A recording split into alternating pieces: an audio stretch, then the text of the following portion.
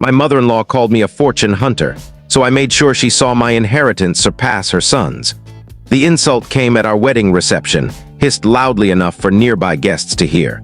"She's chasing our family's wealth," Vivian muttered to her sister as I cut the cake 20 feet away. Poor Nathaniel doesn't see it, but I do.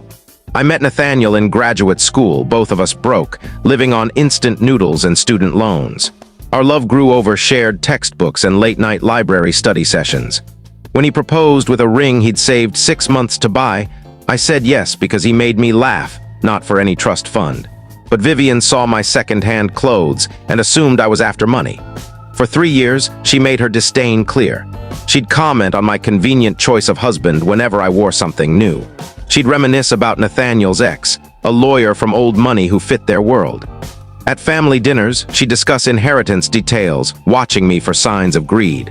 When Nathaniel gets the estate, she'd say, he'll need a wife who values tradition. The irony was rich. She didn't know my grandmother had quietly built a fortune. While Vivian flaunted her family's modest wealth, my grandmother, starting from nothing, amassed millions through real estate. She lived simply, driving the same car for 20 years, never mentioning her wealth. I alone knew of the inheritance, having managed her finances during her final illness. Every deed, every investment, I'd seen it all. The will's reading was set for a Tuesday afternoon. My grandmother's lawyer asked both families to attend. Nathaniel thought it was a formality, maybe a small gift for the granddaughter who cared for her.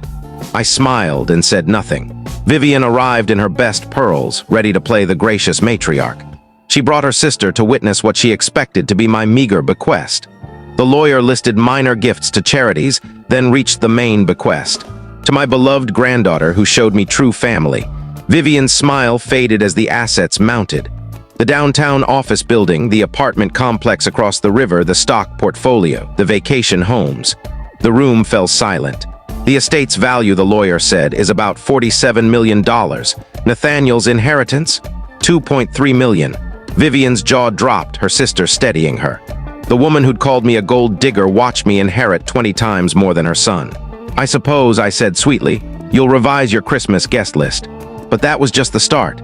3 days later, I found something in my grandmother's papers that changed everything.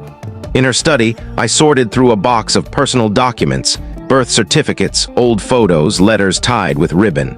Then I saw it, a manila envelope marked Vivian in my grandmother's handwriting. Inside were chilling documents, 1960s property deeds, bank statements, and a letter from her final month. I can't tell what happened next in short video, full story, on channel link below.